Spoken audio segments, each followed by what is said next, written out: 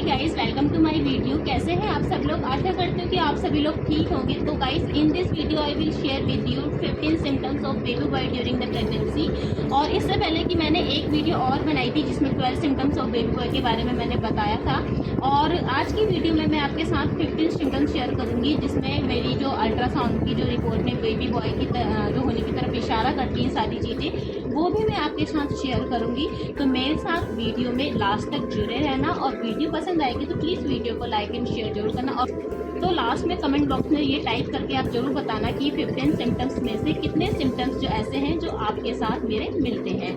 तो चलिए वीडियो को करते हैं शुरू। क्या आप प्रेग्नेंट हैं और आपके अंदर ये क्यूरियोसिटी है एंड बहुत सारे क्वेश्चन आ रहे हैं कि आपको होने वाला बेबी बॉय होगा या गर्ल होगी? तो वैसे तो गाइस एक बात बताऊं कि 100% जेंडर को प्रेडिक्ट करना, को भी पर्टिकुलर जेंडर को प्रेडिक्ट करना बहुत ही मुश्किल होता है। बट आज के टाइम पे भी बहुत सारे लोग अपने सिम्टम्स के बेस पे ही ये अंदाज़ा लगा लेते हैं, या उनको थोड़ा 80% जो है पता लग जाता है कि उनको बेबी बॉय होने वाला है या बेबी गर्ल होने वाली है। तो इसी मेरे को भी अल्ट्रासाउंड में कुछ देख के ऐसे पता नहीं लगा था, बट कुछ चीज़ें होती हैं जिसको देखकर हम थोड़ा अंदाज़ा लगा लेते हैं। प्लस जो हमारे सिम्टम्स होते हैं बॉडी के ड्यूरिंग प्रेगनेंसी, जो भी हार्मोनल चेंजेस के कारण जितने भी हमारे सिम्टम्स होते हैं, उनको देखकर जो है हम थोड़ा बहुत अंदाज़ा लगा लेते हैं कि हमको बेबी बॉय होने वाला है या बेबी गर्ल। ऐसे ही अंदाज़ा मैंने भी अपनी प्रेगनेंसी के दौरान लगाया था, और मैंने कैसे कैसे अंदाज़ा लगाया था और वो मेरे साथ कितना 100 में से कितना % जो है सही रहता था, वो मैं आज की वीडियो में आपके साथ शेयर करूँगी। तो वैसे तो फ्रेंड, अगर हम बाहर देश में रहते हैं ना, तो उसमें क्या होता है, अल्ट्रासाउंड में ही डॉक्टर ही बता देते हैं कि आपको बेबी बॉय है या बेबी गर्ल है, वहाँ तो ईजिली पता लगा सकते हैं। बट इन इंडिया ये बहुत ही मुश्किल होता है। अल्ट्रासाउंड करने वाले हमें नहीं बताते हैं कि लड़का होने वाला है या लड़की। तो ऐसे में ऑप्शन बचता है हमारे पास कि हम अपने सिम्टम्स के बेस पे ही पता लगा लें कि हमारे अंदर बेबी बॉय है या बेबी गर्ल है। घर में आने वाला मेहमान जो लड़का है या लड़की है क्या है, वो हम आसानी से पता लगा सकते हैं। इस video I will share my baby boy symptoms with you. तो वीडियो को बिना देरी करे अब शुरू करते हैं। तो फ्रेंड्स, पहले सिम्टम्स मैं आपके साथ जो शेयर करूंगी वो है क्रेविंग के ऊपर। सो फ्रेंड्स, क्या होता है ना कि प्रेग्नेंट जब हम होते हैं तो उस समय हमारी बॉडी में कई हार्मोनल चेंजेस होते हैं, जिसकी वजह से हमको कई चीज़ें खाने की इच्छा होती है जो प्रेग्नेंट होने से पहले हमें नहीं होती थी। अब प्रेगनेंसी में वो हमको होने लग गई है, और जो प्रेग्नेंट होने से पहले हमें इच्छा होती थी खाना खाने की, वो अब हमको नहीं होती है। तो ये सारे जो होते हैं ना, वो हार्मोनल चेंजेस की वजह से जो हमारे जो हार्मोन्स होते हैं थोड़े से इम्बैलेंस हो जाते हैं प्रेगनेंसी में। उन सब चीज़ों की वजह से ये सारी चीज़ें जो होती है हमारे साथ होती हैं। कुछ खाने का मन करता है, कुछ खाने का मन नहीं करता है। और क्या होता है कि जब हम प्रेग्नेंट होते हैं और अगर हम बेबी बॉय को कैरी कर रहे हैं, तो इस केस में क्या होता है, मोस्टली ये देखा गया है कि जब भी कोई वुमेन बेबी बॉय को कैरी कर रही होती है, तो उसके वॉम में अगर बेबी बॉय है तो उसको जो क्रेविंग रहेगी वो रहेगी स्पाइसी की। यानी कि उसको प्रेगनेंसी के टाइम पे स्पाइसी चटपटा खाने की बहुत ज़्यादा इच्छा होती है। जो स्वीट्स की क्रेविंग होती है वो होती है बेबी गर्ल के टाइम पे। बट कभी कभी मैं 100% नहीं कह रही हूँ, बट किसी किसी को हो सकता है कि बॉय के टाइम पे भी स्वीट की क्रेविंग रहे। यहाँ मैं शेयर कर रही हूँ अपने सिम्टम्स, तो मैं अपने सिम्टम्स से ही अंदाज़ा लगाना शुरू कर दिया था कि मुझे क्या होगा। तो मुझे प्रेगनेंसी के 9 मंथ तक स्वीट की क्रेविंग नहीं थी बिल्कुल भी। मेरे को फर्स्ट टू 9 मंथ तक की क्रेविंग थी चटपटा खाने की, यानी कि एकदम स्पाइसी खाने का मुझे बहुत ज़्यादा मन करता था, चटपटा खाने का बहुत ज़्यादा मन करता था। और ये क्रेविंग मेरी फर्स्ट, सेकंड, थर्ड 9 मंथ तक मेरी रही थी। बट यहाँ थोड़ा सा चेंज क्या आया था कि जब मेरे को 9 मंथ लग गया था, वहाँ से तो मेरी क्रेविंग चेंज नहीं हुई थी, बल्कि जो स्वीट की क्रेविंग थी तो वो मुझे स्वीट भी थोड़ी थोड़ी जो है पसंद आने लग गई थी। ये नहीं थी कि हाँ जो मेरी स्पाइसी वाली क्रेविंग थी वो चली गई थी, ऐसा बिल्कुल भी नहीं था। स्पाइसी की क्रेविंग तो थी प्लस स्वीट की क्रेविंग भी थोड़ी 9th मंथ में आ गई थी। अब मैं यहाँ पे लिटिल बिट कंफ्यूज हो गई थी कि एक्चुअली अब मुझे क्या होगा, क्योंकि 8 मंथ तक तो मेरे को थोड़ा था कि मैं जो स्पाइसी खाने का मुझे मन करा तो शायद मेरे अंदर बेबी बॉय है। बट अब मैं थोड़ी कंफ्यूज हो गई थी। बट ऐसा नहीं होता है, जो फर्स्ट से लेके 9 मंथ तक जो आपको क्रेविंग रहती है वही जो है उसी को माना जाता है। तो यहाँ पे मेरी जो 9 मंथ तक क्रेविंग थी वो थी स्पाइसी खाने की। तो यहाँ पे मैंने उसी के ही बेस में अंदाज़ा लगाया था। स्वीट की क्रेविंग को मैंने इतना ध्यान नहीं दिया था क्योंकि वो तो 9 मंथ में आई थी और थोड़ी सी थी, ज़्यादा नहीं थी। तो वहाँ पे क्रेविंग के ही बेस पे मैंने अंदाज़ा लगाया कि हाँ कि मेरे को स्पाइसी खाने का मन कर रहा है तो मुझे होने वाला है बेबी बॉय। और अगर आपको भी क्रेविंग जो है स्पाइसी की हो रही है तो आप भी अंदाज़ा लगा सकते हैं या आप भी थोड़ा ये अनुमान लगा सकते हैं कि आपको बेबी बॉय होने वाला है। तो सेकंड सिम्टम्स है पर्टिकुलर फूड क्रेविंग। तो यहाँ पे क्या था कि फर्स्ट से लेके 3rd मंथ तक मुझे पर्टिकुलर फूड जो क्रेविंग वो थी बैगन का भरता, यानी कि मुझे 1 से लेके 3 महीने तक मुझे बैगन का भरता खाने का बहुत ज़्यादा मन करता था। और इसके अलावा मुझे खाने का मन, जैसे बाहर हम कभी घूमने जाते हैं तो बाहर के खाने की चीज़ों को देखते ही या उसकी स्मेल जब आती थी तो उससे ही मेरे को मतलब खाने का मन कर जाता था और बहुत ज़्यादा खाने का मन करता था कि ये था कि हाँ अब मुझे ये चीज़ खानी ही है। ये नहीं कि मैं अपना मन रोक लूँ या अपने आप को थोड़ा शांत कर लूँ, कंट्रोल कर लूँ, ऐसा नहीं होता था मेरे साथ। मुझे ये था कि अगर ये चीज़ मुझे खानी है तो मतलब खानी ही है और इंस्टेंट खानी है। तो उसके हिसाब से भी कहीं कहते हैं कि जब बेबी बॉय को हम कैरी कर रहे होते हैं तो उस समय हमको जो है हम बहुत चटोरे हो जाते हैं, हमें चटपटी चीज़ें बहुत ज़्यादा खाने का मन करता है। तो उससे भी मुझे थोड़ा सा अंदाज़ा लग गया था कि बेबी बॉय होने वाला है। तो अब मैं 3rd सिम्टम्स में बात करूँगी मॉर्निंग सिकनेस की। तो यहाँ फ्रेंड्स माना जाता है कि अगर आप प्रेग्नेंट हैं और आपको प्रेगनेंसी में मॉर्निंग सिकनेस होती है सुबह उठ के, और उस टाइम पे क्या होता है कि अगर आपको मॉर्निंग सिकनेस है तो आप बेबी गर्ल को कैरी कर रहे हैं, और अगर आप बेबी बॉय को कैरी कर रहे होते हैं तो उस टाइम पे आपको प्रेगनेंसी में कोई मॉर्निंग सिकनेस नहीं रहती है। तो ये जो चीज़ थी मेरे केस में बिल्कुल सही बैठी थी क्योंकि मेरा बेबी बॉय हुआ था और बेबी बॉय के टाइम पे जब मैं प्रेग्नेंट थी तो उस समय मुझे, जब मैं सुबह उठती थी मुझे किसी भी टाइप की मॉर्निंग सिकनेस नहीं रहती थी। जो रूटीन मेरा प्रेगनेंसी से पहले का था वही सेम रूटीन मेरा प्रेगनेंसी के टाइम पे भी रहा था, कोई चेंजेस नहीं आया था। और यहाँ ये बात बिल्कुल सही बैठी थी कि जिसकी मॉर्निंग सिकनेस नहीं होती है प्रेगनेंसी में वो बेबी बॉय को कैरी कर रहा होता है।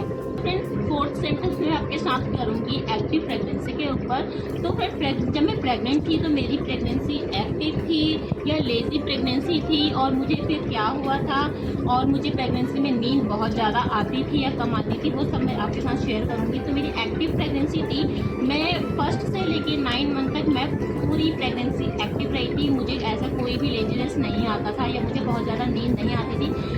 इवन मेरी नींद प्रेगनेंसी में गायब हो गई थी, मुझे बिल्कुल भी नींद नहीं आती थी। एक्स्ट्रा मैं कभी नहीं सोती थी, जैसा मेरा प्रेगनेंसी से पहले का जो स्लीपिंग टाइम था सेम एज इट इज़ मेरा वैसे की वैसे ही रहा था, कोई भी चेंजेस नहीं आता था।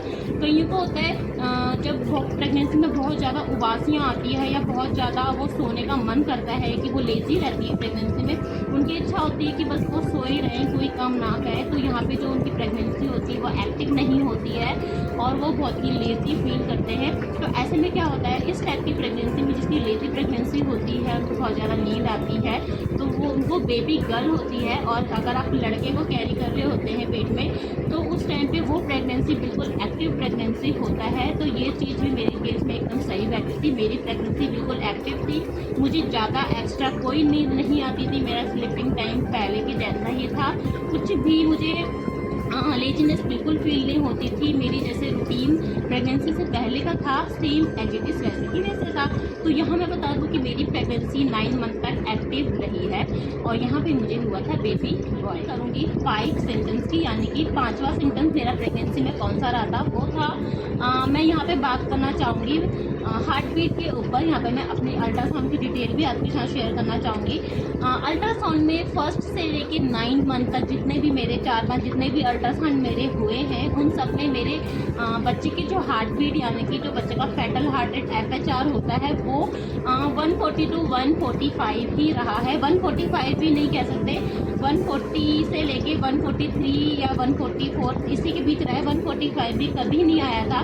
तो यहाँ पे अगर बेबी बॉय, जैसे कि आपने नेट में भी देखा होगा या सुना भी होगा किसी के मुँह से कि बेबी बॉय अगर आप कैरी कर रहे होते हैं तो बेबी बॉय की जो अल्ट्रासाउंड में जो FHR होता है वो हमेशा कम आता है, और जब लड़की अगर आप कैरी कर रहे होते हैं तो उसका जो FHR होता है वो मतलब ज़्यादा होता है, यानी कि 150, 156 180 भी कभी कभी समटाइम चला जाता है। तो यहाँ पे बट मेरे केस में मुझे बेबी बॉय हुआ था और उसकी जो FHR थी 145 या 144 तक ही रही थी, इससे अबव कभी भी नहीं गई थी और मुझे बेबी बॉय हुआ था। और ये चीज़ तो मैंने नेट में ही देखी थी। नेक्स्ट अब बात करते हैं प्लेसेंटा के ऊपर। फ्रेंड, प्रेगनेंसी में जो मेरा प्लेसेंटा था, मेरे बेबी का प्लेसेंटा था, वो रहा था पोस्टीरियर। जैसे कि आप सबको पता है कि अल्ट्रासाउंड में या तो पोस्टीरियर लिखा हुआ आता है या एंटीरियर लिखा आता है। तो बट मेरे को बेबी बॉय हुआ था और मेरी अल्ट्रासाउंड की रिपोर्ट में हमेशा जो प्लेसेंटा था वो पोस्टीरियर लिखा आया था। और जब भी हम नेट में सर्च करते हैं तो अल्ट्रासाउंड की इसमें दो ही चीज़ें बताई हुई होती हैं, या तो प्लेसेंटा अगर पोस्टीरियर होगा और बेबी की FHR या तो 145 से डाउन होगी तो लड़का होता है और 145 से अबव होती है और एंटीरियर प्लेसेंटा होता है तो बेबी गर्ल होती है। तो नेट की इन दो चीज़ों में मैंने एकदम 100% विश्वास नहीं करा था, बट ये दो चीज़ें मेरे केस में जो है एकदम सही बैठी थी। और प्लेसेंटा मेरा पोस्टीरियर था जो कि लड़का होने की तरफ इशारा करता है, और एंटीरियर प्लेसेंटा में कहते हैं कि लड़की होता है। करना चाहूँगी आपके साथ 7 सिम्टम्स की, उसमें मैं आपको बताना चाहूँगी फेस ग्लो, यानी कि प्रेगनेंसी में प्रेग्नेंट वुमेन के फेस पे ग्लो आ जाता है और कभी कभी उस वुमेन का फेस में मतलब डल स्किन हो जाती है, एकदम रंग झाइयाँ पड़ जाती है, काला पड़ जाता है। तो उसमें भी कई अंदाज़ा लगा सकते हैं कि बेबी बॉय होगा या बेबी गर्ल होगा। ऐसा माना जाता है कि अगर बेबी गर्ल होती है तो उस टाइम पे आपको प्रेगनेंसी में जो आपका फेस है ना काफ़ी ग्लो करता है और काफ़ी रंग जो है आपका फेयर हो जाता है, दाग धब्बे जो होते हैं थोड़ा कम हो जाते हैं। और लड़का अगर आप कैरी कर रहे होते हैं प्रेगनेंसी में तो उसमें क्या होता है कि आप जो फेस की स्किन है या तो उसमें झाइयाँ पड़ जाएगी या वो स्किन डल हो जाएगी, तो ऐसा कुछ होता है। और मैं अपने केस में, मेरे केस में क्या होता है वो आपके साथ शेयर करूँगी। जब मैं प्रेग्नेंट थी और मुझे वैसे तो बेबी बॉय ही हुआ था और मेरे फेस में कोई ग्लो नहीं आया था और ना ही मेरा फेस डल पड़ा था। मेरी स्किन प्रेगनेंसी से पहले जैसी थी same as it is pregnancy के टाइम पे भी वैसे की वैसी ही थी। तो ठीक है, यहाँ पे जो लड़की होने वाला वो था कि फेस ग्लो करता है, तो वो तो मेरे साथ बिल्कुल भी नहीं हुआ था। और बात रही डल की, वो भी मेरे साथ बिल्कुल नहीं हुआ था। और अगर आपके फेस में भी अगर आप देख रहे हैं कि मेरे फेस में कोई ग्लो नहीं आ रहा, कोई चेंजेस नहीं आ रहे हैं, तो इसमें आपको कोई घबराने वाली बात नहीं है। और अगर आपके फेस में ग्लो आता है तो हो सकता है आपको बेबी गर्ल होगी। और अगर आपका फेस डल पड़ जाता है, झाइयाँ पड़ जाती है या तो कोई फेस में कोई चेंज आता ही नहीं है, तो यहाँ शायद हो सकता है कि आपको बेबी बॉय ही होगा। तो अब बात करेंगे 8 सिम्टम की। 8 सिम्टम में आपको मैं बताना चाहूँगी जो पेट का शेप होता है प्रेगनेंसी में वो मेरा कैसा था।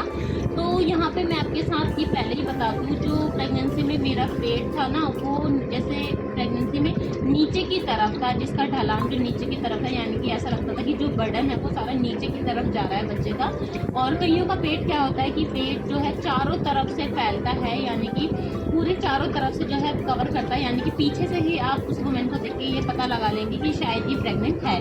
और जब लड़का आप कैरी कर रहे होते हैं तो उस टाइम पे क्या होता है, जो पेट का साइज है तो ना सिर्फ फ्रंट से जाता है और नीचे को जाता है, यानी कि चारों तरफ से ना बढ़कर वो सिर्फ आगे फ्रंट से ही बढ़ेगा और वो नीचे को जाएगा। जैसे कि मैं आपको पिक्चर में दिखा रही हूँ, पिक्चर में जैसे टमी दिखाया गया है प्रेग्नेंट वुमेन का, सेम वैसे ही टमी मेरा भी था और मुझे बेबी बॉय हुआ था। और अगर प्रेगनेंसी में आपका पेट की शेप भी ऐसे ही नीचे की तरफ जा रही है तो आप खुश हो जाइए, आपको बेबी बॉय होने वाला है। और अगर आपका पेट चारों तरफ से बढ़ रहा है, यानी कि कमर से लेकर फ्रंट तक जा रहा है, एक कमर से लेकर दूसरे कमर तक के साइज तक जा रहा है, तो आपको बेबी गर्ल होने वाली है। तो 9 सिम्टम में मैं आपके साथ शेयर करूंगी मोमेंट ऑफ बेबी। तो यहाँ पे जो मेरे को बच्चे की हलचल थी वो शुरू हुई थी 6 मंथ, जब मुझे जैसे ही स्टार्ट हो गया था, मुझे तब से जो है बच्चे की मूवमेंट जो है ऐसी शुरू हो गई थी जिसमें मेरे को पता लग जाता था हाँ ये बच्चा मूवमेंट कर रहा है। तो कईयों का ऐसा होता है कि तीसरे चौथे महीने में ही बच्चे की हलचल होनी शुरू हो जाती है। और कईयों का ऐसा होता है कि प्लेसेंटा के ऊपर भी डिपेंड करता है। अगर एंटीरियर प्लेसेंटा होता है तो जो मूवमेंट होती है वो 7 मंथ या कभी कभी 8 मंथ में भी शुरू होती है होने। और पोस्टीरियर प्लेसेंटा में क्या होता है, जो मूवमेंट है वो थोड़ी जल्दी भी पता लग जाती है। और बट यहाँ पे मुझे क्या था, मेरा प्लेसेंटा जैसे कि मैंने बता दिया कि मेरा प्लेसेंटा पोस्टीरियर था, प्लस जो मुझे मूवमेंट थी वो 6 मंथ जैसे ही मुझे लग गया था, मुझे बच्चे की मूवमेंट हलचल होनी शुरू हो चुकी थी, मुझे पता लग जाता था कि बच्चा जो है हलचल कर रहा है। बाकी स्ट्रॉन्ग मूवमेंट जो होती है वो मुझे 7 मंथ में हुई थी, यानी कि 6 मंथ में तो मुझे मूवमेंट होनी शुरू हुई थी। और समय तो बच्चा छोटा होता है, हलचल इतनी पता मतलब इतनी हार्ड मूवमेंट नहीं होती है, या बच्चा किक मारा ऐसा नहीं होता है, हल्की बबल्स जैसे जैसे मूवमेंट होती है ना वैसे ही फील होता है। बट जैसे ही मुझे 7 मंथ मतलब हो गया था, लग रहा था चल रहा था या तो उस टाइम पे मुझे बच्चे की मूवमेंट एकदम क्लियरली जो किक होती है ना, वो बच्चे की किक जो है मुझे फील होनी शुरू हो गई थी। और 8-9 मंथ में भी जो है बच्चे की किक मुझे अच्छे से फील होती थी। और बट 9 मंथ में क्या होता है ना, बच्चे का साइज काफ़ी बड़ा होता है, उसके पास इतना स्पेस नहीं होता है, तो बच्चे की जो मूवमेंट होती है हो सकता है वो आपको पहले से कम हो, तो यहाँ पर आपको डरना नहीं है। स्पेस कम होने की वजह से और बच्चे का साइज बढ़ जाने की वजह से भी ऐसा होता है कि बच्चे की मूवमेंट थोड़ी कम आपको पता चल सकती है 9 मंथ में। बट यहाँ पे आपको थोड़ा ध्यान देना है कि बच्चे की मूवमेंट आपको एक दिन में 5-6 बार तो होनी ही चाहिए। अगर आपको 1 या 2 बार होती है तो आपको डॉक्टर से तुरंत विजिट करनी चाहिए।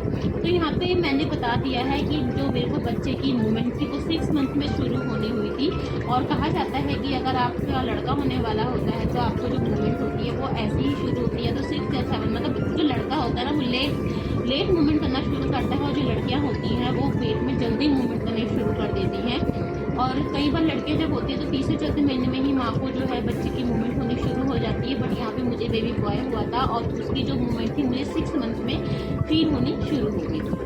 एंड सिम्टम्स मैं आपके साथ शेयर करूँगी पैरों में सूजन या हाथ पैरों में सूजन की तरफ।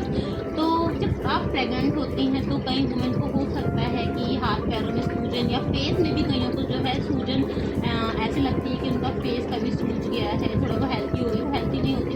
कई बार ऐसा होता है कि वो सूजन होती है जो हमारी प्रेगनेंसी में हमको हो जाती है। बट मुझे क्या हुआ था, मुझे प्रेगनेंसी में बिल्कुल भी ना हाथों में सूजन आई थी, ना पैरों में सूजन आई थी, ना फेस में आई थी। मेरे को बिल्कुल भी सूजन नहीं आई थी प्रेगनेंसी के टाइम पे। और ऐसा कहा जाता है कि अगर आपको प्रेगनेंसी में किसी भी टाइप की कोई प्रॉब्लम नहीं होती है, कोई मतलब सूजन नहीं रहती है, कोई आपको स्वेलन फीट जो होते हैं वो बिल्कुल वाली प्रॉब्लम बिल्कुल भी नहीं होती है, तो यहाँ को आपको बेबी बॉय हो रहा होता है। और यहाँ पे ये केस की जो बात है, ये जो बात है मेरे केस में बिल्कुल सही बैठी थी। मुझे बेबी बॉय हुआ था और मेरे पैरों में बिल्कुल भी सूजन नहीं थी प्रेगनेंसी के टाइम पे। तो 11 सिम्टम्स मैं आपके साथ शेयर करना चाहूँगी वेट गेन के ऊपर कि प्रेगनेंसी में मैंने अपना कितना वेट गेन करा था। तो यहाँ पे मैं आपको बता दूँ कि जब मैं प्रेग्नेंट थी तो मुझे 1.5 मंथ में मुझे पता चला था कि आई एम प्रेग्नेंट। तो उस टाइम पे जब मैं डॉक्टर के पास गई थी, और डॉक्टर जैसे आपको पता ही है कि जब भी आप डॉक्टर से विजिट करने जाते हैं प्रेगनेंसी में तो वेट गेन जो आता है, यानी कि जो आपका वेट चेक होता है वो डॉक्टर जो है हर विजिट में करते हैं। तो फर्स्ट विजिट में जब डॉक्टर ने मेरा वेट किया था तो उस समय जो मेरा वेट था वो 52 था। और 9 मंथ में जब मेरा लास्ट जो वेट जो है चेक हुआ था उसमें मेरा 57 था, यानी कि प्रेगनेंसी में मेरा 6 to 7 kg ही मेरा वेट इंक्रीज हुआ था, ज़्यादा नहीं हुआ था।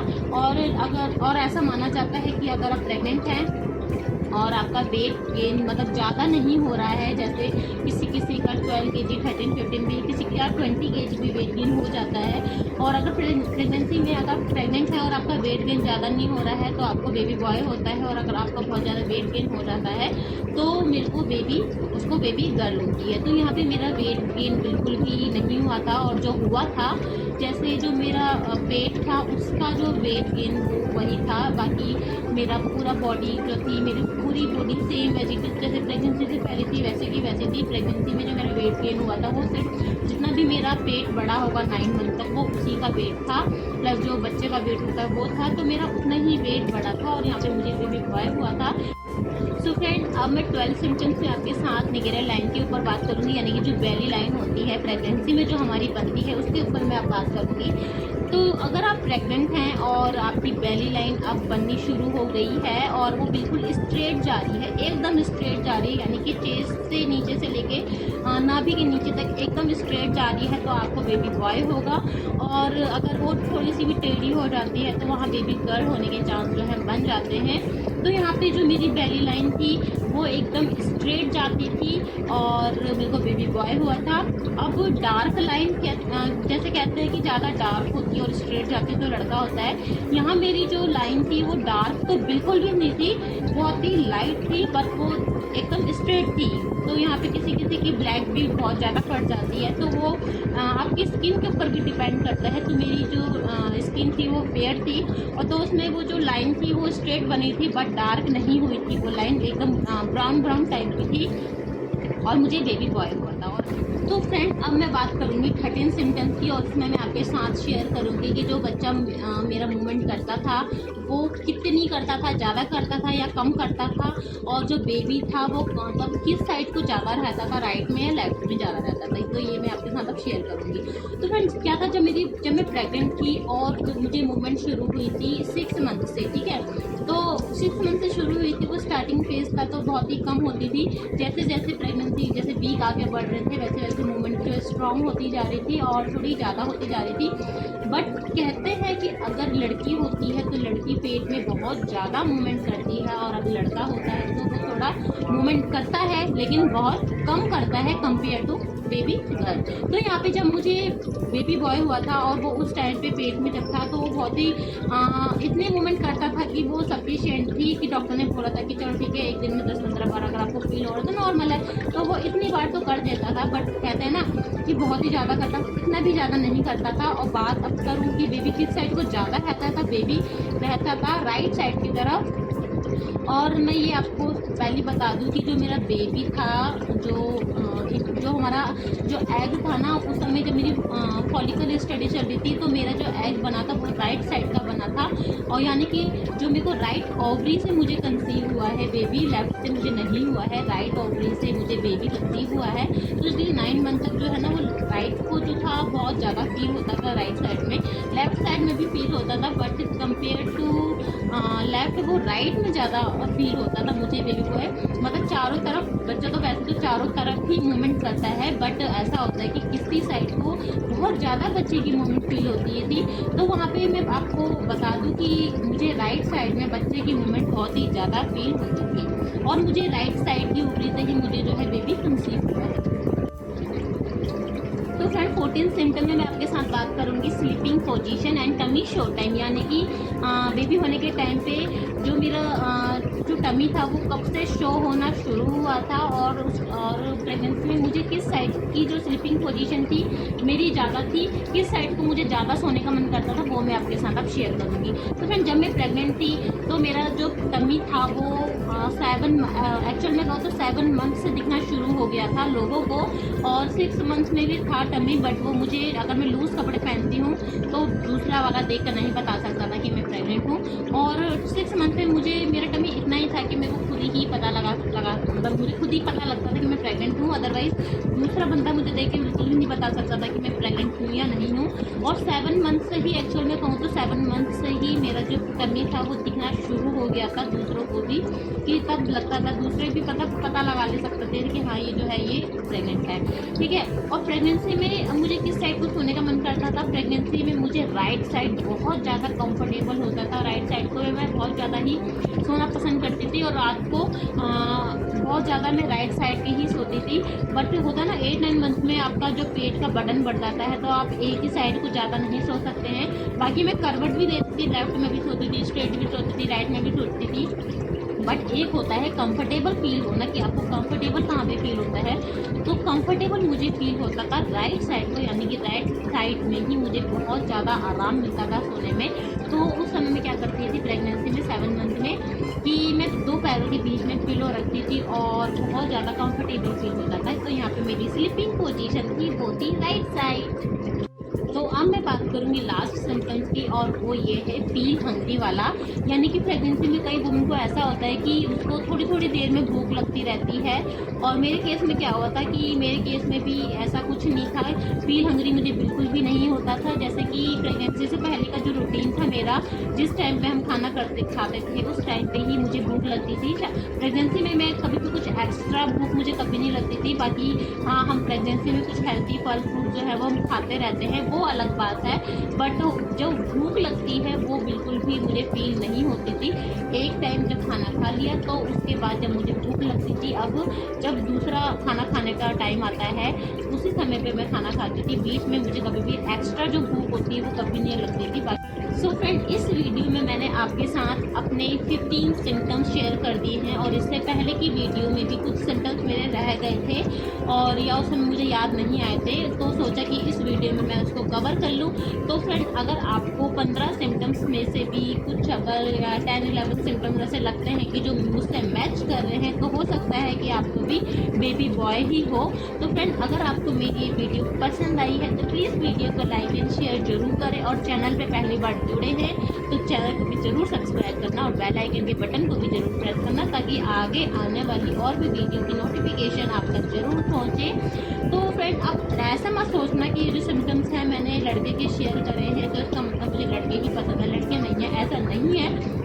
मेरा बेबी बॉय हुआ है तो ऑब्वियस है कि मैं बेबी बॉय के ही सिम्टम्स आपके साथ शेयर करूंगी। अगर मुझे फर्स्ट बेबी गर्ल होती तो मैं बेबी गर्ल के सिम्टम्स आपके साथ शेयर जरूर करती। तो ऐसे किसी को जज करना गलत है, क्योंकि पहले की जो वीडियो है उसमें मुझे कई लोगों ने बोला था कि आप लड़के के ही शेयर करती हो। ऑब्वियस ही बात है कि मुझे बेबी बॉय हुआ है तो मैं बेबी बॉय के ही सिम्टम्स आपके साथ शेयर करूँगी। बेबी गर्ल के कहाँ से करूँगी, क्योंकि मुझे बेबी गर्ल तो हुई नहीं है। सेकेंड, अगर मुझे बेबी गर्ल होती है तो मैं आपके साथ बेबी गर्ल के सिम्टम्स भी जरूर शेयर करूँगी। तो मिलेंगे अब नेक्स्ट वीडियो में जल्दी ही। Bye bye, take care, thanks for watching my video.